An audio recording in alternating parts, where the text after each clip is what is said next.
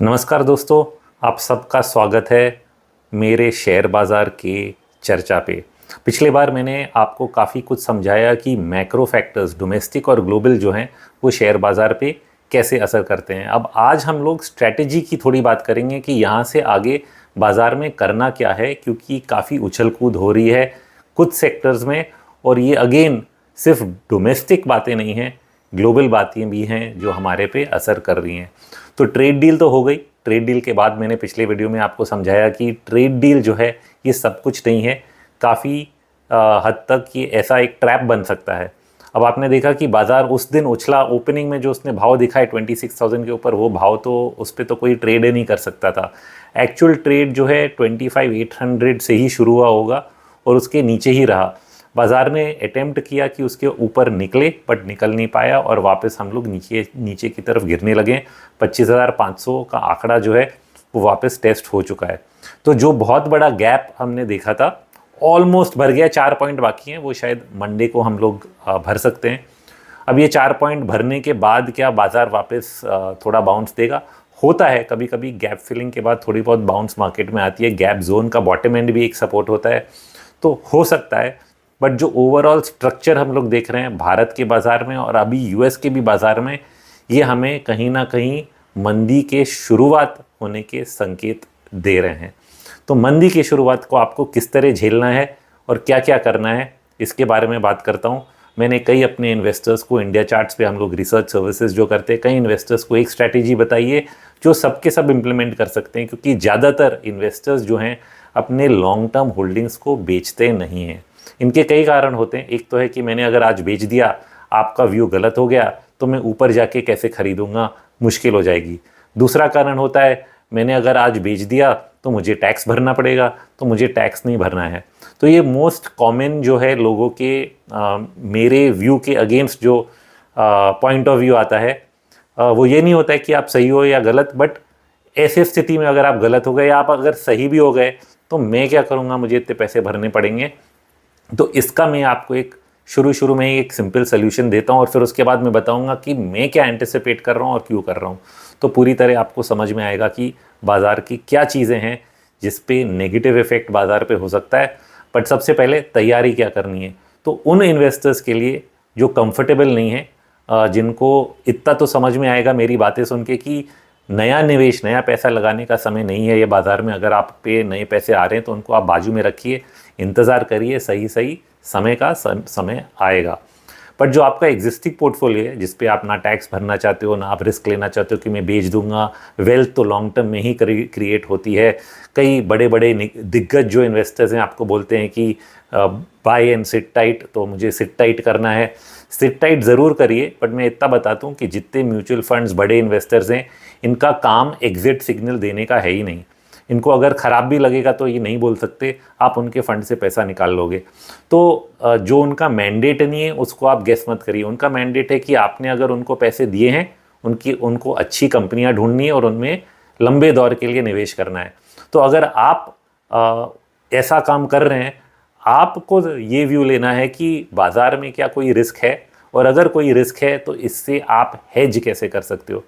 सब लोगों ने इतना तो देखा ही है कि पिछले एक साल में आपका जो पोर्टफोलियो वैल्यू है बढ़ नहीं रहा है। इनफैक्ट बहुत सारे केसेस में ऐसा हुआ है कि निफ्टी 26,000 तक वापस आ गया, पोर्टफोलियो का वैल्यू घट चुका है। अब हमेशा हम लोग निफ्टी का हेज लेके अपने आप को प्रोटेक्ट नहीं कर सकते हैं, बट कोई भी डिस्ट्रीब्यूटिव फेज में कई बार जो मेन इंडेक्स है वो ऊपर ही रहता है, बाजू में शेयर गिरने लग जाते हैं। तो ये एक डिस्ट्रीब्यूशन का साइन है। इवेंचुअली डिस्ट्रीब्यूशन जब पूरी तरह कंप्लीट हो जाता है, निफ्टी भी अपने लेवल पे नीचे आ जाता है। इसलिए निफ्टी हेजेस अभी भी काम कर सकते हैं, इवन दो पिछले साल में शायद काम नहीं किए हों। इनफैक्ट अब और भी अच्छा समय है इनको करने के लिए, क्योंकि निफ्टी ने गिव अप करना शुरू कर दिया है। क्योंकि जनवरी का जो टॉप है, जैसे मैंने पिछले बार बताया, वो हाई क्रॉस नहीं हुआ despite India US trade deal. ये इटसेल्फ एक वीकनेस का संकेत था। तो क्या स्ट्रैटेजी है जिससे आप इंडेक्स लेवल पे अपने आप को प्रोटेक्ट कर सकते हैं, ये मैं आपको बताता हूँ। बहुत ही साधारण है, कुछ करना नहीं है, आपको अपने पोर्टफोलियो का पूरा वैल्यू कैलकुलेट करना है। तो अगर आपका पोर्टफोलियो वैल्यू समझिए कि 1 करोड़ रुपए है, तो 6 पुट आप अगर खरीदते हो निफ्टी के 6 लॉट्स, तो आपका पूरा पोर्टफोलियो का वैल्यू हेज होता है। बट क्योंकि कई लोग mid cap small cap stocks भी होल्ड करते हैं, उनका पोर्टफोलियो का वैल्यू पूरा निफ्टी के साथ साथ ऊपर नीचे नहीं होता है, थोड़ा सा ज़्यादा ऊपर भी होता है और ज़्यादा नीचे भी होता है। तो मैं कहता हूँ थोड़ा ज़्यादा ले लीजिए, 1.2 टाइम्स या 1.5 टाइम्स योर पोर्टफोलियो वैल्यू। तो अगर 1 करोड़ रुपए का पोर्टफोलियो है, उसमें आप अगर 1.5 करोड़ रुपए का भी पोर्टफोलियो वैल्यू पकड़ेंगे तो 6 लॉट की जगह समझिए आप 9 लॉट ले लेते हैं, तो आपका 1 करोड़ का पोर्टफोलियो हेज हो जाता है। अब ये 9 लॉट कौन से लेने हैं, मैं लेने की बात कर रहा हूँ, ये हेज कैसे हुआ, मैं फ्यूचर की बात नहीं कर रहा हूँ। मैं कह रहा हूँ कि आपको दिसंबर महीना 2026 दिसंबर महीने का पुट खरीदना है। ये करीब 9-12 महीने दूर का पुट है। दिसंबर क्यों? क्योंकि दिसंबर महीने के जो ऑप्शंस हैं वो थोड़े लिक्विड होते हैं, क्योंकि उसमें फॉरेन इंस्टीट्यूशंस भी पार्टिसिपेट करते हैं, तो आपको खरीदने को मिल जाता है। दूसरे महीनों में आपको बायर सेलर दिखेंगे नहीं, तो ये सबसे पहला कारण है। 9 महीने, क्योंकि इस बीच में अगर कोई भी नेगेटिव चीज़ होती है, चाहे आज हो, कल हो या 4 महीने बाद, आप प्रोटेक्टेड रहोगे। कैसा प्रोटेक्शन? अगर बाजार में 20% से ज़्यादा गिरावट आती है, आपका पूरी तरह से प्रोटेक्शन हो जाएगा। 200-400 पॉइंट में बहुत ज़्यादा फर्क नहीं होने वाला है, और इसमें खर्चा बहुत ही कम है, क्योंकि दिसंबर का जो पुट है, मैंने आज जब चेक किया, करीब 400-420 रुपये में मिलता है। अगर आप 420 रुपये में कोई ऑप्शन खरीद रहे हैं 1 साल का, 25,000, मतलब 25,000 का 2% कितना होता है? 500 रुपये। 400 तो 2% से भी कम है, और थोड़ा मैं कह रहा हूँ 1.5 टाइम्स खरीदेंगे तो 2.5-3% से ज़्यादा खर्चा नहीं है। 2.5% में 2.5% में आपके पोर्टफोलियो वैल्यू का आप अगर 25,000 स्ट्राइक का पुट खरीदते हैं 1 साल आगे का, आपका पूरा पोर्टफोलियो हेज हो जाता है। अगर बाजार 20% भी गिरता है, आप समझिए 20,000 तक बाजार आ गया, सही, 20,000 के बाजार पे आपको 4,000 पॉइंट वापस मिल जाएंगे, मतलब 400 रुपये आप भरेंगे, 4,000 पॉइंट वापस मिल जाएंगे। 10x आपने जो 2.5% भर रहे हैं उसको 10 टाइम्स कर दीजिए, 25% का रिटर्न आपको वापस मिलेगा। तो 25% हेज हो गया। 20% अगर गिरता है, और उसमें आपका पोर्टफोलियो शायद 20 से ज़्यादा ही गिरेगा, इसलिए 25% उसको पूरी तरह से हेज कर लेगा। अच्छा, 20% से भी ज़्यादा गिर गया तो और भी अच्छा है, और भी कवरेज आपको मिल जाएगा। जितना ज़्यादा गिरेगा उतना आपका ज़्यादा हेज फ़ायदा है। तो हेजिंग का फ़ायदा लेने के लिए इस तरह का एक ऑप्शन अगर आप दूरदर्शी वाला लेंगे, जो कि अभी भी सस्ता है, और सस्ता इसलिए है क्योंकि इंडिया विक्स जो है वो अभी भी 10, 11, 12% के आसपास चल रहा है। ये इंडिया विक्स अगर 15, 16, 20 के ऊपर निकल गया, एक बार 20 के ऊपर निकल गया, मैं आपको बताता हूँ, यूएस विक्स थर्सडे नाइट को 20 के ऊपर निकल गया था, फिर फ्राइडे को थोड़ा कम हुआ है। इंडिया का भी विक्स अगर वहाँ तक पहुँच जाएगा तो ये आपको 400 में भी नहीं मिलने वाला है। तो जब तक इंडिया विक्स बहुत ही कम है, तब तक ये पुट्स सस्ते मिल रहे हैं। यही सही समय है कि आप ये हेजिंग की स्ट्रैटेजी करके अपने पोर्टफोलियो को 1 साल आगे तक सुरक्षित कर सकते हैं। तो सुरक्षित कर लीजिए, और इससे उसके बाद आपको किसी के भी तेज़ी मंदी के भाषण सुनने की ज़रूरत नहीं है, क्योंकि ऊपर गया तो आप तेज़ी में मुनाफा कमा ही लेंगे, आपका पोर्टफोलियो वैल्यू ऊपर चला जाएगा। और अगर मंदी आ गई तो आप पूरी तरह हेज्ड हैं, कुछ भी बहुत बड़ा गिरावट आए बाजार में तो ये पुट्स आपको कवर कर लेंगे। तो डरिएगा मत, क्योंकि किसी भी न्यूज़ फ्लो में, जैसे कि ट्रेड डील का न्यूज़ आया, सडनली बाजार 1000 पॉइंट ऊपर है, आपको उसमें डर के अपने पुट नहीं काटने, क्योंकि आपने अगर काट दिए तो आपका हेज चला गया। ये सब news flow short term news है, इससे नहीं डरिए। आपको 12 महीने में ये सोचना है कि कोई भी ऐसा इवेंट हुआ, डोमेस्टिक या ग्लोबल, वॉर हो गया, यूएस इराक की बात चल रही है, कुछ लोग कह रहे हैं वहाँ पे वॉर हो जाएगा, हुआ तो आप उससे प्रोटेक्टेड हैं, नहीं हुआ तो कोई बात नहीं। और सबसे मोस्ट इंपॉर्टेंट पार्ट जिस पे मैं आने वाला था कि बाजार में क्या ट्रबल पॉइंट्स हैं, मैं वॉर की बात नहीं कर रहा हूँ, वो तो सिर्फ न्यूज़ फ्लो है। जो एक्चुअल ट्रबल पॉइंट्स हैं वो इकोनॉमिक रिलेटेड हैं और वैल्यूएशन रिलेटेड हैं, और इन दोनों चीज़ों को लेके हम लोग बात करते हैं। सबसे पहला हमने हिट जो देखा है, ये देखा है टेक्नोलॉजी वर्ल्ड में। टेक्नोलॉजी वर्ल्ड में सबसे ज़्यादा पैसा आर्टिफिशियल इंटेलिजेंस रिलेटेड सेगमेंट्स में जा रहा था, और इन सेक्टर्स में बहुत बड़ा बूम हो रहा था।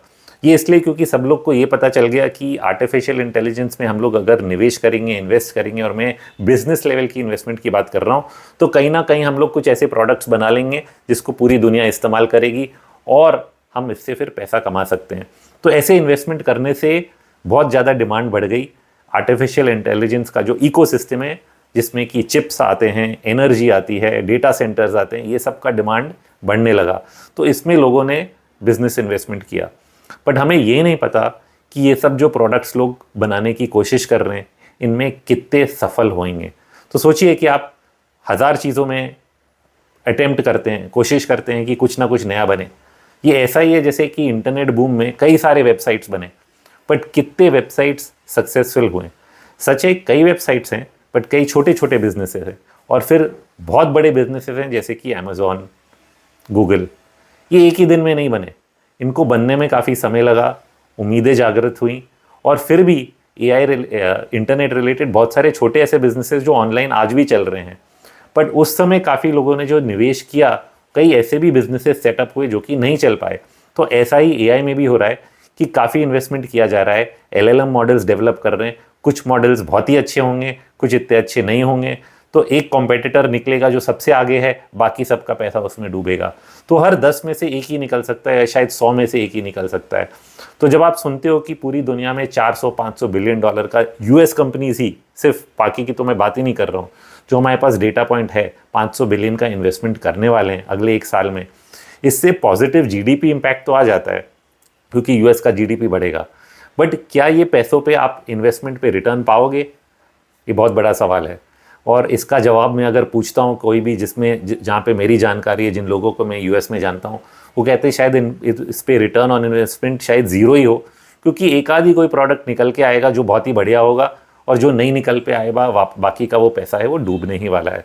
ओके, बट ये इन्वेस्टमेंट करे बिना आप ये एक प्रोडक्ट या दो प्रोडक्ट जो अच्छे हैं वो आप निकाल नहीं पाओगे, तो इन्वेस्टमेंट भी करना ज़रूरी है। तो दिस इज़ लाइक केपेक्स, ये कंपनियाँ अपना कैपिटल एक्सपेंडिचर कर रही हैं, इससे दूसरी कंपनियों को बेनिफिट होगा क्योंकि एक स्पेंडिंग का जो बूम आता है उससे बेनिफिट होगा, बट रिटर्न नहीं बढ़ने वाला है। मैंने आज इनफैक्ट एक बहुत इंटरेस्टिंग चार्ट देखा ट्विटर पे किसी फॉरेन इन्वेस्टर का ही, और उसने दिखाया कि यूएस की जो बड़ी टेक कंपनियां हैं, इनका जो फ्री कैश फ्लो है पिछले 1-1.5 साल से घटते जा रहा है, हर क्वार्टर में घटते जा रहा है। ऐसा कंप्लीट राउंड ग्राफ है, क्योंकि कंसिस्टेंटली अर्निंग्स घट रही हैं, बट ये लोग खर्चा कर करके उसको आगे बढ़ाने की कोशिश कर रहे हैं। बट एक पॉइंट होता है कि आप जितना भी खर्चा करो उतना कैश फ्लो वापस नहीं आ रहा है, क्योंकि आपका रिटर्न घटता जा रहा है। तो that is the trigger point कि सबसे पहले ये जो पूरा एआई में बूम आया है, इससे कितना मतलब इस इन्वेस्टमेंट का बेनिफिट कितना है। तो इन्वेस्टमेंट का बेनिफिट ज़रूर होगा, कई कंपनियों को होगा, सर्टेन प्रोडक्ट्स में होगा, और जो इकोसिस्टम है वो अपना बेनिफिट लेके जाएगा। बट बियॉन्ड द पॉइंट आप जो उसको वैल्यूएशन दे रहे हो वो कहीं गलत हो जाएगा। तो that is the first impact that we are beginning to see कि हमने ओवर इन्वेस्टमेंट किया है।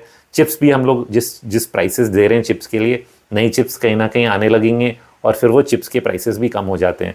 जस्ट लाइक दी इंटरनेट का जो पूरा सिस्टम था, उसकी कई चीज़ें तो जो बहुत एक्सपेंसिव थे, इवेंचुअली इंटरनेट बहुत सस्ता हो गया। तो वैसा ही कुछ यहाँ पे भी है, जैसे कि आप देखिए हम लोग डेटा भी लेते थे, पहले इतना स्लो डेटा आता था वीएसएनएल से, अभी इतने सारे डेटा प्रोवाइडर्स हैं इंडिया में, और इतने सस्ते में आपको कितना हाई स्पीड इंटरनेट मिलता है। तो the cost of technology always comes down, ये फैक्ट है, और इसलिए हाई प्राइसेस पे आप लोग जो धंधे को प्रोजेक्ट कर रहे हैं वो हमेशा नहीं चलता है। So that is a risk for big companies like Nvidia. But दूसरी तरफ पे जो अच्छे ऑलरेडी 1 या 2-3 प्रोडक्ट्स अभी मार्केट में अनाउंस हुए पिछले हफ्ते, इससे लोगों को ये समझ में आया, जो कि पता था, हमें तो पता था कि कोडर्स कोड कर रहे हैं तो आईटी इंजीनियर्स का काम कैसे होगा, बट सडनली जब प्रोडक्ट सामने आ जाता है कि जो कई लोगों को रिप्लेस करने वाला है बन के सामने आ जाता है, तो वो डर नहीं रहा, वो एक रियलिटी हो गई। और इस रियलिटी को लेके सबसे पहला सेक्टर जो सबसे ज़्यादा ठुका है वो है सॉफ्टवेयर सर्विसेज, ग्लोबली और इंडिया में तो इनफैक्ट हमने बहुत देर से रिएक्ट किया। जो यूएस का नैस्डैक सॉफ्टवेयर इंडेक्स है वो नवंबर, इनफैक्ट अक्टूबर 20 को उसका टॉप हुआ, वहाँ से वन वे गिरा जा रहा है, जबकि टेक इंडेक्स वहीं था। इनफैक्ट नैस्डैक ने भी 28 अक्टूबर को टॉप बनाया, बट नैस्डैक इतना नहीं गिरा, क्योंकि नैस्डैक इंडेक्स में कई कंपोनेंट्स है, कुछ ना कुछ ऊपर जाता गया, तो वो नैस्डैक इंडेक्स गिरावट दिखा नहीं रहा था। बाद में जब लोगों ने देखा कि अरे सॉफ्टवेयर इंडेक्स इतना डाउन है, और ये नए एआई के प्रोडक्ट्स जब बाजार में आए तो लोगों की आंखें खुली, तो फिर इंडियन सॉफ्टवेयर स्टॉक्स भी ठुकने लग गए। बट अगर आपकी नज़र रहती नैस्डैक के सॉफ्टवेयर इंडेक्स पे, तो आप समझ जाते कि इंडियन सॉफ्टवेयर स्टॉक्स भी उससे दूर नहीं रह सकते। बट नज़र हमारी रहती है नैस्डैक पे, और नैस्डैक सॉफ्टवेयर इंडेक्स पे नहीं रहती है। तो इस गलती के कारण शायद हम लोग ने टेक स्टॉक्स को इंडिया में इमीडिएटली नहीं बेचा। हम लोग खड़े रहे कि चलो ये होगा वो होगा, और भाव भी बढ़ रहे थे कि कुछ एक होप था कि रिवाइवल हो जाएगा। और फिर ट्रेड डील आई, उस दिन टेक स्टॉक्स ने इंडिया में हाईएस्ट प्राइस दिखाया सुबह, और वहाँ से ठुक रहे हैं। तो वो ट्रेड डील का अनाउंसमेंट तो बेचने का मौका बन गया लोगों का कि अभी टेक सेक्टर से निकल जाओ। और एक बार वो गिरने लगा तो आज तक गिरना बंद नहीं हुआ है। क्या ये गिरना बंद हो जाएगा? जवाब है नहीं, क्योंकि जो हम लोग वैल्यूएशंस इस सेक्टर को दे रहे थे, एक बहुत ही प्रीमियम वैल्यूएशन दे रहे थे। और ये प्रीमियम वैल्यूएशन हम लोग टेक स्टॉक्स को इसलिए दे रहे थे क्योंकि हमें लगा कि इंडियन टेक्नोलॉजी सेक्टर एक डिफेंसिव सेक्टर है। डिफेंसिव सेक्टर तो है कुछ हद तक, क्योंकि जैसे रोटी कपड़ा मकान है और दवाई है, इसको हम लोग डिफेंसिव बोलते हैं, right. FMCG products, pharma companies की सब कुछ गिरेगा तो फार्मा दवाई तो खानी पड़ेगी। बट ऐसा नहीं कि मंदी के बाजार में फार्मा के स्टॉक्स नहीं गिरते, गिरते ज़रूर हैं, बट लोग वहाँ निवेश करते हैं क्योंकि वहाँ नुकसान कम होता है, क्योंकि दवाई तो खानी पड़ेगी, उनके अर्निंग्स बहुत ज़्यादा कम नहीं होंगे, सिर्फ वैल्यूएशंस कम हो जाते हैं। आईटी सेक्टर भी ऐसा ही कुछ बन गया है। कोविड में हमें रियलाइज़ हुआ कि आईटी के बिना तो काम ही नहीं हो सकता। आईटी एक डिफेंसिव सेक्टर बन चुका है। तो हमेशा जब बाज़ार में डिफ़िकल्टी आती है, अर्निंग्स में डिफ़िकल्टी आती है, लोग आईटी के स्टॉक्स खरीद लेते हैं और इसलिए उसके वैल्यूएशंस जो हैं ग्रोथ से ज़्यादा हैं। जबकि ग्रोथ में सिर्फ लार्ज कैप आईटी की बात कर रहा हूँ, लार्ज कैप आईटी का अर्निंग्स ग्रोथ सिंगल डिजिट्स तक पहुँच गया था। एक 2000 का Y2K बबल था जब इनका अर्निंग्स ग्रोथ 100% था, वो 100 से घटते घटते घटते 25 साल में 5% 6% पे आ गया है। बट वैल्यूएशंस आप अभी 25 टाइम्स अर्निंग्स दे रहे हो, क्योंकि हम लोग सोचते हैं कि ये डिफेंसिव सेक्टर है, इसमें हम लोग निवेश करेंगे तो कुछ ना कुछ ग्रोथ तो बनता रहेगा, बाकी सबका पता नहीं, क्योंकि आईटी की हमें हर दिन ज़रूरत है। तो इस सोच विचार से भारतीय जो फंड मैनेजर है कुछ ना कुछ आईटी में डालते ही रहते हैं, तो आईटी का वैल्यूएशन बढ़ा रहा। पर अब जब ये एआई का मामला हमारे सामने आया तो एक रियलाइजेशन आया है कि भाई हमें आईटी सेक्टर स्टॉक्स रखने ही नहीं है। एक तो वैल्यूएशन ज़्यादा है, दूसरा ये 5% जो ग्रोथ था अब तो ये भी नहीं मिलेगा। अगर आप 2 साल आगे की बात करें, ज़रूर ऐसा हो सकता है कि ये लोग भी कुछ नया इन्वेस्टमेंट से कुछ नई चीज़ें करेंगे जिससे इनमें टर्न अराउंड आएगा। ये लॉन्ग टर्म थिंकिंग है, 3-4 साल में कुछ वो नया डेवलप करेंगे, टर्न अराउंड आएगा। बट उसके पहले बाजार जो है इनको डिस्काउंट करेगा इस नेगेटिव फैक्टर के लिए। पॉजिटिव फैक्टर जब बाद में आएगा तो उसके लिए हम लोग उसको वापस डिस्काउंट करेंगे। ऐसा कई बार होता है। माइक्रोसॉफ्ट भी आई थिंक 2000 से 2010 या 11 तक एक ही भाव पे चल रहा था, वो स्टॉक में कुछ नहीं हो पा रहा था, जबकि बाजार में तेजी हुई, मंदी हुई। उसके बाद माइक्रोसॉफ्ट में तेजी हुई व्हेन दे एक्चुअली री इन्वेंटेड देमसेल्व्स, उन्होंने अपना बिजनेस मॉडल चेंज किया, तो जाके उसमें पैसे फिर से बनने लगे। ऐसा आईबीएम के साथ भी हो चुका है। तो कई जो बड़ी बड़ी कंपनियां, in fact IBM went from a hardware company to a software company and a services company. उन्होंने प्रोडक्ट्स डेवलप किए टेक्नोलॉजी में जो कि कंपनियां इस्तेमाल करती हैं अब, और जाके उनका बिजनेस रिवाइवल हुआ। तो ऐसा ही कुछ हमारी कंपनियों को भी करने की ज़रूरत है, और हम कल से जानते हैं ये बात, क्योंकि आप सालों से सुन रहे होंगे आईटी वाले जो एनालिस्ट हैं यही कहते हैं कि इंडियन आईटी कंपनियों को प्रोडक्ट बनाना चाहिए, करना चाहिए। 20 साल से सुन रहा हूँ, बट इन्होंने कुछ हद तक तो किया है। कई मिड कैप आईटी कंपनियां इसीलिए आउट परफॉर्म कर रही थी कि उन्होंने कुछ प्रोडक्ट्स बनाए हैं। बट अब जाके जो बड़ी वाली हैं, जो जिन पे इस पूरे मामले का ज़्यादा असर है, जहाँ पे ग्रोथ बहुत ही कम है, उन पे इनिशियल हिट होगा कि ग्रोथ ही हट जाएगी, फिर बाद में वो नए ग्रोथ के तरीके निकाल के आएंगे, वापस रिवाइवल आएगा। बट जिस कंपनी में अब ग्रोथ नहीं है और आप 25 टाइम्स अर्निंग्स पी रेशियो दे रहे हो, उसका पी डी रेटिंग तो होना संभव है, राइट। तो जब अर्निंग्स डी रेटिंग होना संभव है तो हम कितना पी रेशियो दब देंगे एक कमोडिटी स्टॉक को? तो मैं कमोडिटी स्टॉक की रेटिंग्स ही दूंगा। कोई भी कमोडिटी जो सिक्लिकल स्टॉक है, जैसे मेटल सेक्टर के स्टॉक्स हैं, रिलायंस इंडस्ट्रीज़ हैं, इनका lower end of the P band क्या होता है? सिंगल डिजिट्स में होता है, 8 टाइम्स, 6 टाइम्स, 5 टाइम्स, 4 टाइम्स। मुझे लग रहा है कि इंडियन आईटी कंपनियां भी इस तरह के वैल्यूएशंस तक आ जाएंगी। अब ये मेरा थोड़ा लॉन्ग टर्म व्यू है, बट शॉर्ट टर्म में आईटी सेक्टर में जो सेलिंग हम लोग देख रहे हैं शायद पूरी तरह ख़त्म नहीं हुआ है। थोड़ा ओवर सोल्ड है, थोड़े दिन का बाउंस आ सकता है, बट वापस सेलिंग प्रेशर बना रहेगा। और इस कारण से ये सबसे पहला कारण है कि मार्केट में जो है एक एआई रिलेटेड जो बबल टाइप फॉर्मेशन था वो अनवाइंड होना शुरू हो गया है। तो सबसे पहला सेलिंग इस कारण से आ रहा है। बट दूसरे भी कुछ कारण हैं, और दूसरे कारण क्या हैं? ये है कि पहले तो हमने इकोनॉमिक स्लोडाउन देखा था इंडिया में। पिछले 2 साल से अर्निंग्स ग्रोथ इंडिया में सिर्फ निफ्टी 50 बड़ी कंपनियों की बात करता हूँ 25% से कम होकर अराउंड 7-8% तक आ गया था पिछले क्वार्टर में। और ये क्वार्टर में मैंने जो कल तक नंबर देखे हैं निफ्टी 50 के, ऑलमोस्ट 40-45 कंपनीज ने शायद रिपोर्ट किया है, इट्स अराउंड 4%। और स्मॉल कैप में हम लोग देख रहे हैं 35%। तो ये बहुत बड़ा डिविएशन है। ओके, निफ्टी 100 में भी शायद 8-9% होगा। तो moment you go into the mid and small cap universe, वहाँ पे अर्निंग्स ग्रोथ ज़्यादा दिख रही है। बट पिछले 2-3 साल से ऐसा ही रहा है, जब निफ्टी की भी अर्निंग्स ग्रोथ 25 थी तो मिड कैप स्मॉल कैप तो 100% पे थे। तो उनकी अर्निंग्स ग्रोथ अगर इतना ज़्यादा है तो सबसे ज़्यादा स्मॉल कैप पिछले क्वार्टर में क्यों पिटा? तो I think there is a worry कि ये जो ग्रोथ है इसको ओवर वैल्यू कर लिया हमने, क्योंकि उनके वैल्यूएशंस भी कुछ स्मॉल कैप कंपनियों के 100, 150, 200 तक पहुंच गए थे। अब इनका अर्निंग्स ग्रोथ जो है वो 45% से घट के आज 35 तक आ रहा है। 45 भी नहीं, शायद ज़्यादा भी रहा होगा, घट के 25 तक आ रहा है। मिड कैप्स में 18 तक आ रहा है और लार्ज कैप में 4 तक आ रहा है। तो सबके ग्रोथ रेट्स घट गए तो वैल्यूएशंस भी घटना ज़रूरी है, और हमारा वैल्यूएशन रेंज वहीं अटका हुआ है, घटा नहीं है। ये एक बात हुई। अब कुछ ऐसे संकेत हैं कि शायद हमारा जो इंडियन इकोनॉमिक ग्रोथ है वो कहीं ना कहीं पिकअप होगा। क्रेडिट ग्रोथ थोड़ा पिकअप हुआ था पिछले क्वार्टर में। केपेक्स रिलेटेड थोड़ा डोमेस्टिक इन्वेस्टमेंट बढ़ गया, सिर्फ गवर्नमेंट पे हम लोग डिपेंडेंट थे, थोड़ा डोमेस्टिक केपेक्स दिखने लगा। तो एक होप था कि रिवाइवल आएगा। इंटरेस्ट रेट्स भी हमने काफ़ी काटे हैं, आरबीआई ने सपोर्ट किया है। ये सब बातें सत्य हैं, बट गवर्नमेंट सपोर्ट कहीं ना कहीं टाइट होता जा रहा है। हर बजट में लास्ट ईयर और इस साल हमने देखा गवर्नमेंट कह रही है we have to do fiscal consolidation, हमें फिस्कल डेफिसिट टारगेट्स अचीव करने हैं। और ये बात अच्छी है क्योंकि उन्होंने अपना डेट टू जीडीपी भी कम कर लिया, 55% का टारगेट कर लिया इस साल के लिए। तो 55% डेट टू जीडीपी का मतलब है कि पूरी दुनिया में अगर बहुत ज़्यादा तनाव आएगा तो तनाव के स्थिति में, एनवायरनमेंट में जब भारत का मैक्रोज जो हैं बहुत अच्छे होंगे तो हम उस स्थिति से निकलने के लिए पूरी तरह तैयार रहेंगे। हम खर्चा भी कर पाएंगे, गवर्नमेंट के पास पैसा होगा कि हाँ अब खर्चा किया जाए और डेट टू जीडीपी को बढ़ाया जाए और इकोनॉमी को रिवाइव किया जाए। तो एक तरह से क्राइसिस के लिए हम लोग पूरी तरह से तैयार हैं। बट इसका मतलब ये नहीं है कि क्राइसिस आ नहीं सकती, और हम लोग आज नहीं कर रहे हैं वो खर्चा, तो मतलब आज के तारीख में ग्रोथ कहाँ से आएगा? तो we are depending that private sector will do the investing. Government थोड़ा बहुत कर रहा है, प्रोजेक्शन है 10% nominal GDP growth. Last year जब सिंगल डिजिट्स में नॉमिनल जीडीपी ग्रोथ आया तो अर्निंग्स ग्रोथ जो है भारत का सिंगल डिजिट्स में ही आ गया था, और अभी भी चल रहा है for the large cap companies. ये डबल डिजिट्स में कब आएगा? जब नॉमिनल जीडीपी ग्रोथ फिर से 15% के ऊपर निकलेगा। तो how do we get there?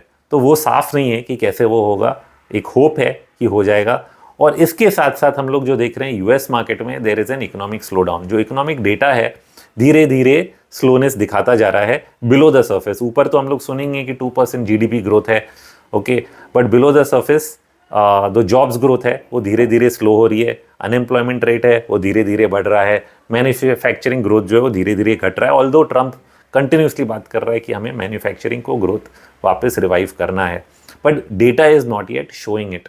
It is a long term goal जो 3 साल, 4 साल, 5 साल में अचीव करना चाहता है, बट कि आज के आज तारीख में हम लोग देखते हैं कि वो चीज़ नहीं है, and that is reflecting in the continued slowing of inflation as well. तो यूएस का जो इन्फ्लेशन डेटा है that is also coming down.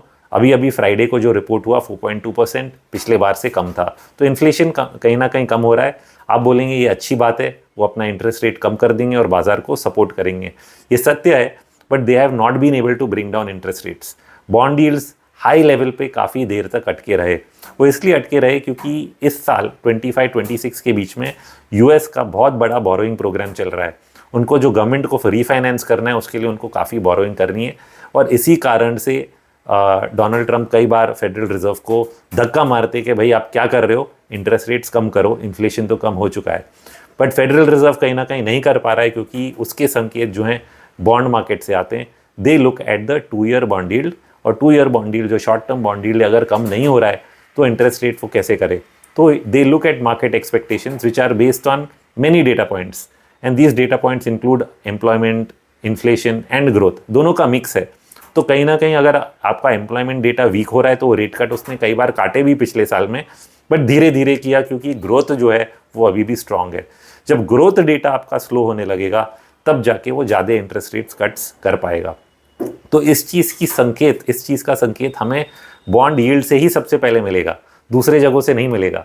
But bond yield जब बहुत ज़्यादा घटने लगेगा इसका मतलब है कि इकोनॉमी जो है वो स्लो होने लगी है, और जब इकोनॉमी स्लो होने लगी है तो स्टॉक मार्केट भी कहीं ना कहीं पहले करेक्ट करेगा, फिर जाके रेट कट्स आएंगे, फिर जाके रिवाइवल आएगा। तो this is the line of thinking in process जिसमें हम लोग जा चुके हैं। अगर वो लोग एग्रेसिवली पहले ही काट देते व्यू लेके कि चलो ग्रोथ जो भी है, इन्फ्लेशन कम है, हमें काटना है, अगर व्यू ले लेते तो शायद यूएस का बाजार और यहाँ से चल जाता, जो कमोडिटी साइकिल है, गोल्ड सिल्वर में तेजी, वो भी और चल जाती। बट कहीं ना कहीं सब कुछ अब अटकने लगा है। सबसे पहले अटका गोल्ड एंड सिल्वर। इसके बारे में मैं पहले भी बहुत कुछ बोल चुका हूँ, तो मैं ज़्यादा नहीं बोलूँगा, बट इतना बताऊँगा कि यहाँ से topping out of gold and silver is an indication कि डॉलर का बॉटम बन रहा है। तो ये भी एक संकेत है, जब आप डॉलर ऊपर जाएगा, बॉन्ड यील्ड कम होना मतलब बॉन्ड्स भी ऊपर जाएंगे, ये दोनों हमें एक डिफ्लेशनरी एनवायरनमेंट की तरफ लेके जाते हैं। तो समझिए कि 4-5 साल से हम लोग एक इन्फ्लेशनरी एनवायरनमेंट में थे, जो हम लोग रिफ्लेशन कहते हैं, एक कोशिश कि हम लोग बाजार को लिक्विडिटी से भावों को बढ़ाएं। ये कोशिश कई साल से चल रही थी। कोविड के बीच में इस कोशिश को फुल गियर में लगाया गया, पूरी दुनिया इसमें लग गई और हर मार्केट ऊपर चढ़ गया। बट अब इस कोशिश का अंत आ चुका है। Okay, this is the thing to know कि ये कोशिश चल रही थी, मुझे भी लग रहा था शायद चलते रहे, बैक एंड फोर्थ, इन्फ्लेशन कम होगा, वापस रेट काटेगा, वापस बढ़ाएगा। बट ये चीज़ करी नहीं या कर नहीं पाया, इसके बारे में तो हम नहीं जान सकते, क्योंकि उसके लिए बहुत हाई लेवल थिंकिंग चाहिए या इनसाइडर इन्फॉर्मेशन चाहिए कि ऐसा क्या हुआ कि वो ये चीज़ नहीं कर पाए। बट सत्य ये है कि ऐसा हुआ नहीं, और अब हमारे सामने है इकोनॉमिक स्लोडाउन, जिसमें कि फिर रेट्स कटेंगे, स्टॉक मार्केट पहले घटेगा, फिर हम रेट काट के उसको रिवाइव करने की कोशिश करेंगे। तो पहले इस स्लोडाउन और घटने का संकेत जो हमें पहले से मिल रहा है, उसके लिए आपको तैयार होना है। That's why I said hedges कर लो, जो लोग इक्विटी से बाहर निकलना नहीं पसंद करते हैं। मैं तो पसंद करता हूँ, मैं तो बोलता हूँ निकल जाओ, बेच लो, जो बेच सकता है वो बेच ले। अभी भी समय हटा नहीं है हमारे सामने, इंडेक्स लेवल देख के। बाकी तो स्टॉक्स नीचे में गिरी गए हैं, पर ऐसा नहीं कि गिरावट पूरी हो चुकी है, अभी भी काफ़ी गिरावट बहुत जगहों पे बाकी है और धीरे धीरे दिखेगी, क्योंकि अभी सिर्फ आईटी सेक्टर सबसे वीक था। 12 महीने का आप डेटा देखेंगे तो रियलिटी सेक्टर जो है वो सेकंड वीकेस्ट है, और उसके बाद एफएमसीजी। ये 3 में तो वीकनेस सामने साफ साफ दिख रही है। पर दूसरे सेक्टर्स जो स्ट्रांग थे वो क्या वीक होने लगेंगे, ये अगले 1-2 हफ्ते में हमें देखना है कि ऑटो सेक्टर में भी वीकनेस आती है क्या, फाइनेंशियल्स, बैंकिंग जो सबसे मेन इंडिकेटर है इकोनॉमिक हेल्थ का, इसमें क्या हम लोग वीकनेस देखना शुरू करते हैं। तो जब आप बैंकिंग सेक्टर में वीकनेस देखना शुरू करेंगे, तब आपको और कॉन्फिडेंस आएगा कि हाँ, ये एक ओवरऑल वीकनेस का ट्रेंड है। And third one is going to be the commodity cycle, metal sector, जिसपे पूरा बूम जो शुरू हुआ कि रिफ्लेशन होगा, इन्फ्लेशन होगा, डॉलर घट रहा है, यील्ड्स घट रहे हैं, इसी पे पूरी तेजी हुई पिछले 4 सालों से। बट लोग इसके बारे में सिर्फ 2-3 महीने से बहुत जोर जोर से बात कर रहे हैं कि अरे डी डॉलराइजेशन, डॉलर घटेगा, ये होगा। ये 4 साल से मैं बोल रहा हूँ। अब जब पूरी दुनिया बोलने लगी है तो देरी हो गई है, it's very late in the trade. अब लोगों को समझ में आया, क्योंकि सोना चांदी चल गया तो लगा कि हाँ, इसमें कॉपर भी चलेगा, यूएस रेट काटेगा, डॉलर घटेगा। But it is too late for that trade. ये ट्रेड खत्म हो चुका है, हम लोग खेल चुके हैं, कमा चुके हैं। अब आप अगर उस ट्रेड में घुस रहे हो, you are very very late. We are out, I am out of this trade. So I am in the trade कि अभी इस चीज़ को डिफ्लेट होना है। ये हमें डॉलर में दिखेगा अगर डॉलर बढ़ता है, ये हमें बॉन्ड डील्स में दिखेगा अगर बॉन्ड्स के प्राइस बढ़ते हैं और बॉन्ड डील्स घटते हैं। तो मैंने इंडिया चार्ट्स ऐप या वेबसाइट जहाँ पे भी आप अगर सब्सक्राइब करते हो, मैंने एक नोट रखा 2 ईयर यील्ड का और एक लेवल बताया, तो मैं आपको भी फ्री में बता देता हूँ ताकि आप देख लें और फिर बाद में आप सोचिएगा कि मैंने ऐसा क्यों बोला, और फिर आप शायद सब्सक्राइब करके उस चीज़ के बारे में आगे भी पढ़ सकते हैं कि मैं क्या बोलना चाह रहा हूँ। तो मेन चीज़ क्या मैंने बताई कि ये जो 2 ईयर यील्ड है, जब 3.44% और 3.4%, ये दो जो की लेवल्स हैं, इनके नीचे अगर ब्रेक करके जाता है, okay, moment you break 3.4, it is a sign कि ये जो साइडवेज रेंज था यील्ड्स का, जो बढ़ भी नहीं पा रहे थे और घट नहीं पा रहे थे, ये यील्ड लेवल ब्रेक हो जाएगा। ये अगर 3.4% ब्रेक हुआ, और कल भी काफ़ी ज़ोर से यूएस यील्ड्स गिरे हैं, ओके, ऑलमोस्ट 3.41 तक तो आ ही गया है। तो 4.4 का मैंने एक लेवल लिखा था, वो टूट गया, तो मैंने रीड्रॉ किया अपना लाइन, बोला चलो 3.4 भी ब्रेक कर लो। 3.4 के नीचे क्राइसिस जोन आ जाता है। क्राइसिस जोन मतलब यील्ड्स इतने गिर चुके हैं कि यूएस का बाजार ये सोच रहा है कि यूएस इकोनॉमिक स्लोडाउन और मे बी रिसेशन की तरफ जाना शुरू किया है। रिसेशन तो क्या, हमें हाइंडसाइट में पता चलता है कि यहाँ 2 क्वार्टर्स ऑफ नेगेटिव जीटीपी, जो भी उनका डेफिनेशन है। बट इकोनॉमिक स्लोडाउन पे यील्ड्स पहले गिर जाते हैं, ओके, रिसेशन बाद में हम इकोनॉमिक डेटा, जीडीपी डेटा को देख के बात करते हैं कि हाँ चलो रिसेशन ही था, ये स्लोडाउन नहीं था। बट स्लोडाउन की तरफ जब जाता है तो स्टॉक्स स्टार्ट फॉलिंग। तो तो यूएस स्टॉक्स में गिरने के संकेत पिछले 10 दिनों में धीरे धीरे धीरे मिलने लग गए। शुरू में लग रहा था कि शायद सिर्फ टेक्नोलॉजी सेक्टर का सेलिंग है, पिछले 2 दिन में ऐसा लगने लगा है कि नहीं, अब ये दूसरे सेक्टर्स पे भी इंपैक्ट आएगा। सॉरी। तो जैसे जैसे ये दूसरे सेक्टर्स पे भी इंपैक्ट आएगा तो it will become a broad based selling. तो मैं जो अभी बात कर रहा हूँ ये आगे की बात कर रहा हूँ, आप नोटिस करिएगा अगले 1 हफ्ते 2 हफ्ते में जैसे जैसे ये ब्रॉड बेस्ड हो जाता है कि नहीं सिर्फ नैस्डैक ही नहीं गिर रहा है, S&P भी साथ में गिर रहा है, डाउ भी साथ में गिर रहा है, डाउ जोन्स बैंक इंडेक्स भी साथ में गिर रहा है, डाउ जोन्स ट्रांसपोर्ट्स भी साथ में गिर रहा है, तब आपको लगेगा कि ये ब्रॉड बेस्ड हो गया। आज के तारीख में ऐसा हो रहा था कि टेक गिर रहा है बट डाउ ट्रांसपोर्ट, वो जो दूसरे इंडस्ट्रियल सेक्टर है वो ऊपर जा रहे हैं, क्योंकि पैसे को कहीं ना कहीं घूम फिर के छुपना है।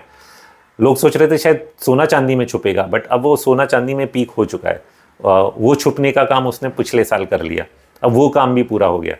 तो जाएगा किधर? तो जाएगा किधर की बात हम लोग अलग करेंगे, बट जाएगा किधर वो जो सामने दिख रहा है वो है बॉन्ड मार्केट। तो जब सब जगह से पैसा निकलता है बॉन्ड मार्केट में जाता है, स्पेसिफिकली यूएस बॉन्ड मार्केट, क्योंकि वो सबसे ज़्यादा लिक्विडिटी जो है यूएस बनाती है। और जब यूएस बॉन्ड मार्केट में पैसा जाता है तो डॉलर का भाव बढ़ता है, and then money comes out of everywhere, क्योंकि डॉलर के भाव बढ़ने से इमर्जिंग मार्केट्स पे negative impact, emerging market bonds पे negative impact, emerging market currency पे नेगेटिव इम्पैक्ट, कमोडिटी सेक्टर पे नेगेटिव इम्पैक्ट होता है। तो this is what we call as a classic risk off trade. इसके बहुत ही शुरुआत में हैं हम लोग। तो आज के तारीख में आपको जब मैं ये सब बताऊंगा आप बोलोगे नहीं नहीं ये सब नहीं हो सकता। 10 दिन बाद आप बोलोगे यही सब हो रहा है और फिर आप मानने लगोगे। तो मेरा काम है आपको पहले से ही संकेत दे देना, या मैं बोलूं कि वॉर्न कर देना, ताकि आपकी आंखें खुल जाएं। आप इन चीज़ों पे नज़र तो रखेंगे, कहीं ना कहीं आपको बिलीव आएगा कि मैं सत्य बोल रहा हूँ, और शायद आप इस पे एक्शन लोगे। और बहुत ही अच्छी बात होगी कि आप मेरे साथ जुड़ें। इंडिया चार्ट्स ऐप पे, रिसर्च पे हम लोग डेली जो कमेंट्स देते हैं इन चीज़ों को ट्रैक करते हैं। And since we have taken the registration with SEBI, we are also giving out lot of calls long side पे और शॉर्ट साइड पे भी। इनफैक्ट पिछले ऑलमोस्ट कपल ऑफ वीक से हम लोग सिर्फ शॉर्ट साइड के ही कॉल्स पे फोकस कर रहे हैं, क्योंकि बाजार मंदा है। तो you have to search for opportunities which are there on either side of the market depending on what the market is doing. And जो बाजार कर रहा है उसके साथ रहने के लिए आपको जुड़ना पड़ता है, या फिर खुद सीखना पड़ता है कि इस चीज़ को कैसे करना है। अच्छा, खुद ही करना है तो स्ट्राइक प्लेटफॉर्म आपको ऐसे टूल्स प्रोवाइड करता है कि आप लॉन्ग शॉर्ट आइडियाज स्कैन कर सकें, निफ्टी को कहाँ पे बेचना है, स्विंग इंडिकेटर और RMI को इस्तेमाल करके मैंने बहुत ही सिंपल स्ट्रैटेजी कई लोगों को समझाई है अलग अलग कॉन्फ्रेंसेस पे। उसके इस्तेमाल से आप निफ्टी को ट्रेड करें या फिर स्पेसिफिक स्टॉक आइडियाज़ के हिसाब से करें। So whatever, there are many different ways to play this, but मैं सिंपल बात कह रहा हूँ कि it is not over. Okay, ये फर्स्ट लेग, अभी हमने ट्रेड डील के बाद फर्स्ट लेग डाउन शुरू हुआ है, बीच में कहीं ना कहीं थोड़ा बहुत रुकेगा और फिर से उसके बाद नेक्स्ट लेग नीचे का शुरू होगा। उसके लिए आपको तैयार रहना है, तैयारी करनी है। ट्रेड करके इन्वेस्टमेंट साइड है तो मैंने आपको हेजिंग स्ट्रैटेजी शुरू में ही समझा दी, तो आप वो कर लें। नहीं तो फिर आप अगर ट्रेडर हो तो आपको लॉन्ग शॉर्ट स्ट्रैटेजीज करके इस बाज़ार को प्ले करना है। बट रिस्क अपना बाज़ार में कम कर लें। इक्विटी बाज़ार की बात कर रहा हूँ, in fact even commodities, gold silver में भी the opportunities are on the short side. तो I will not try to buy dips and play bounces. कई लोग सोचते हैं मैं लॉन्ग भी कर लूँ शॉर्ट भी कर लूँ, बट मेरा मानना है जो लार्जर ट्रेंड होता है, अगर लार्जर ट्रेंड डाउन है तो शॉर्ट करो एग्जिट करो, शॉर्ट करो एग्जिट करो। बाउंसेस में आप लॉन्ग करके फंसोगे, क्योंकि आप पकड़ नहीं पाओगे कि यहाँ पे बाउंस होगा कि यहाँ पे, और फिर वो जब गलत होता है तो ज़्यादा पैसा लग जाता है। So it's better to play the right side of the market and not the wrong side. तो दिसंबर जनवरी फर्स्ट वीक तक I was trying to play the long side as far as Nifty and India is concerned. But 10th of January के बाद मैंने long short report लिखा। Title of the report was when bubbles bust, और ये next leg जैसे भी शुरू होता है, I think by the end of this month, let's see, I might right again the next long short report. जैसे जैसे डॉलर और बॉन्ड मार्केट के जो संकेत मैंने आज आपको समझाए हैं, वो संकेत जब सत्य हो जाएंगे, ओके, सत्य वचन हो जाएंगे, तो मैं एक अगला लॉन्ग शॉर्ट रिपोर्ट लिखूंगा यहाँ से आगे के बारे में कि क्या क्या होने वाला है। तो उसका भी इंतज़ार करिए। But in the meantime, protect yourself from the downside that is coming. It's a deflationary risk that the world is facing. Deflationary risk ये होता है कि इन्फ्लेशन का रेट घट के 0 या नेगेटिव भी हो जाता है, क्योंकि कमोडिटी प्राइसेस घटने लगते हैं। So it's a deflationary risk जो हमारे सामने आ रहा है। अनफॉर्चुनेटली इन्फ्लेशन साइकिल को हम लोग ज़्यादा खींच नहीं पाए। एक नया साइकिल ज़रूर आएगा, बट आज नहीं आ रहा है। 6 महीने, 12 महीने, 15 महीने बाद कब आएगा वो भी हम लोग कोशिश करेंगे कि उसको पकड़ लें, समझ लें कहाँ पे होगा। बट आज के तारीख में आज जो हो रहा है वो ज़्यादा ज़रूरी है। 6 महीने, 12 महीने बाद क्या होगा वो अलग ही बात है। और जो रिस्क है वो हम लोग कई बार एंटिसिपेट नहीं कर पाते हैं। इसलिए मैं बार बार ये चीज़ रिपीट कर रहा हूँ ये वीडियो को एंड करने के पहले कि डाउनसाइड रिस्क अगर लोग सोचते हैं कि 10% ही है तो कहते हैं ठीक है ना, हम इसे खेल लेंगे, हमें क्यों कुछ करना है। मैं कहता हूँ प्रिपेयर फॉर द वर्स्ट। हमें पता नहीं है 10 है, 20 है कि 50 है। 50 हो गया तो आप क्या करोगे? तो प्रिपरेशन जो है वो पहले किया जाता है। मेरा रिपोर्ट का लास्ट लाइन है, prepare for the worst, hope for the best. मतलब होप फॉर द बेस्ट ये होता है कि हाँ गवर्नमेंट आके हमें बचा ही लेगा, और नहीं बचाया या थोड़ी देरी कर दी तो वो 20% 50 होने में बहुत समय नहीं लगता है, उसके बाद तो बचाएगा ही। But you don't know when, और वो रिस्क आपको लेना है क्या? आपको पता है कि कितने स्मॉल कैप मिड कैप कंपनियां जो ये हाई प्रॉफिट ग्रोथ दिखा रही हैं ये सस्टेनेबल है कि नहीं है, ऐसा क्यों हो रहा है? और अगर इतना सत्य है सस्टेनेबल तो स्मॉल कैप स्टॉक सबसे ज़्यादा क्यों पिटे पिछले क्वार्टर में? तो ये क्या बाजार ही आपको बता रहा है कि बाजार कह रहा है मैं नहीं बिलीव करता ये नंबर। सी, अगर बाजार सत्य है, इफ मार्केट डिस्काउंट्स एवरीथिंग, तो बाजार आपको ये सत्य बता रहा है सामने से, मैं नहीं बिलीव करता ये नंबर, मैं तो ठोक रहा हूँ, तुम्हें जो करना है कर लो, नंबर बहुत अच्छे हैं। तो ये है लास्ट एंड फाइनल रिस्क का आपको इंडिकेशन। तो आपने अगर अपने आप को डी रिस्क नहीं किया तो आप इन रिस्क को लेके आगे झुंझलाएंगे, झेलेंगे, रोएंगे, जो भी करेंगे। बट आप अगर इनको हेज कर लें या अपने आप को डी रिस्क कर लें, इक्विटी बाज़ार से कुछ समय तक दूर हो जाएं, तो आपका बहुत फ़ायदा होगा, ये मैं मानता हूँ। और इस चीज़ को बोलने से कभी नहीं डरता, क्योंकि यही मेरा काम रहा है ज़िंदगी भर। 25-30 सालों से यही कर रहा हूँ। और इस चीज़ ऑफकोर्स ये 25-30 साल के पहले जो 10 साल थे इसको सीखने में लग गए, सीखने और समझने में। और उसके बाद 2001 से मैं लोगों को इस वैल्यूएबल इंफॉर्मेशन से गाइड कर रहा हूँ। कई साल मैंने शेर खान में किए officially as a part of my job. Sharekhan में मैं एनालिस्ट बना, हेड ऑफ रिसर्च बना, वो सब बन के मैंने वो काम किया, वहाँ पे रिपोर्ट्स लिखे। बट फिर वो लिमिटेड हो जाते हैं उसी क्लाइंट बेस के साथ, और उन्हीं लोगों को पता चलता है कि मैं क्या कह रहा हूँ, क्या बोल रहा हूँ। अब मैं पूरी दुनिया के साथ इंडिया चार्ट्स के ज़रिए से इस चीज़ को शेयर कर रहा हूँ। तो मैं होप कर रहा हूँ कि सब लोग इसका फ़ायदा उठाएंगे, मेरी मदद लेंगे, और ज़रूर आपका फ़ायदा होगा। मैं कोई 100% हमेशा सही नहीं होता हूँ, बट मुझे पता है कि मेरा स्ट्राइक रेट बहुत अच्छा है और बहुत ऊंचा है। और वो कितना है वो आप खुद ही पता लगा लें, क्योंकि वो बोलने से मतलब नहीं है। जो सत्य, जो जैसे ना कि खाना अच्छा है, अगर आप खाएंगे तो आपको पता चलेगा कि स्वाद कितना मीठा है, स्वाद कितना लाजवाब है। अगर आप सिर्फ दूर से कोई बोलेगा बहुत अच्छा खाना है, जाओ उधर खा लो, अब वो लोग यार मुझे नहीं पसंद, यार मुझे तो वही चाहिए जो मैं पहले खा रहा था। तो इस चीज़ को बिना चखे आप नहीं जान सकते कि हमारा काम कैसा है और क्या है। बट जैसे मैंने बोला, this is what I do, the truth about the markets. See you all next time. Thank you very much.